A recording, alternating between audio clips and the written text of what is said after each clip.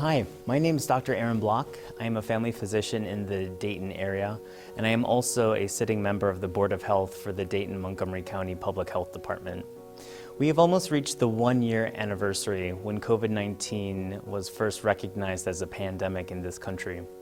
With evolving strains and more than 383,000 deaths, we have to continue moving forward with vaccinations to develop herd immunity and force the spread of the virus into remission.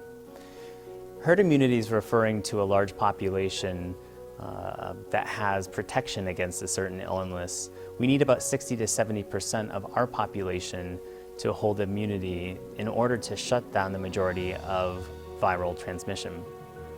We know that after COVID-19 infection, the specific antibodies humans produce seem to decline significantly after 3 months, making people susceptible to infection all over again.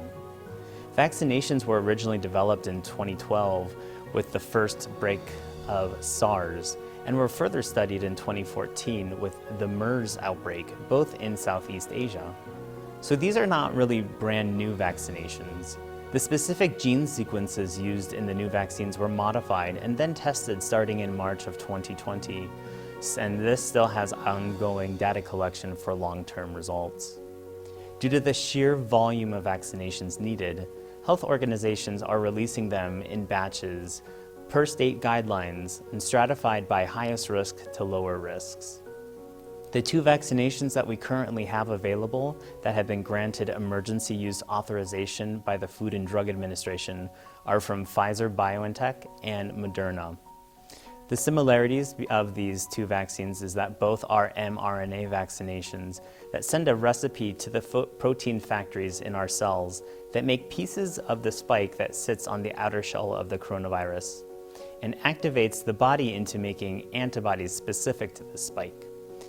When these antibodies are primed, they can then attach in case of the real COVID-19 virus infecting the body and attaching to these real spike proteins and neutralizing them. The vaccines do target slightly different protein structures but have the same basic attack principles. Both have greater than 90% effectiveness at protecting against COVID-19 by 2 weeks after the second injection. Both have common side effects, including headache, fatigue, local site reactions, and muscle aches. It's really important to note, these are very common responses when the immune system is growing more cells and producing antibodies. This does not mean that you are actually sick. Some of the unique qualities about Pfizer is that those vaccinations are only authorized for individuals 16 and older.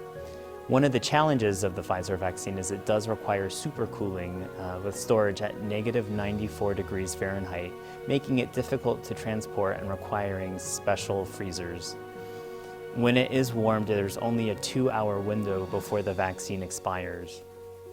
We have only seen 21 cases of anaphylactic episodes in the first 1.89 million doses given in December of 2020.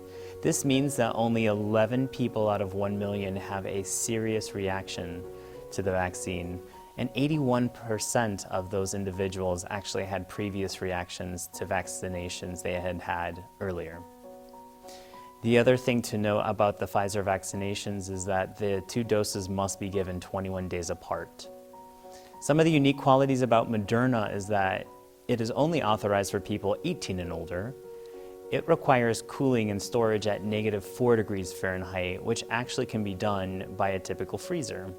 Those 2 doses are given about 28 days apart. 2 additional vaccines that will be reviewed and possibly granted emergency use authorization as early as February 2021 are from AstraZeneca and Johnson & Johnson.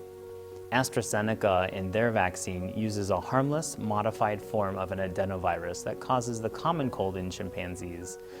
So this virus cannot actually make humans sick, but it does introduce a gene from the spike of the COVID-19 virus to activate antibody production. These vaccines from AstraZeneca have early data suggesting protection anywhere between 70 and 90% after 2 doses. The other interesting fact about AstraZeneca's vaccines is it can be stored with normal refrigeration between 36 and 46 degrees for up to 6 months, making it very easy to transport to some other remote areas in the country. So what are some take-home points that I really want to emphasize? The population must develop immunity to stop the global COVID-19 pandemic, otherwise we will not get out of this. Either you're going to get the vaccination or it's very likely you're going to get the infection. We can predict and control the outcomes, what happens from getting a vaccine. I can't say the same is going to occur for COVID-19 infections. Many cases of previously healthy patients have died on ventilators just a few days after their symptoms started. Any vaccine is the vaccine that you should get because we have limited supply in this country. They are distributed based on plans from the federal government and the state government as well. So whichever vaccination you have quickest access to is the one that you should receive. Thank you.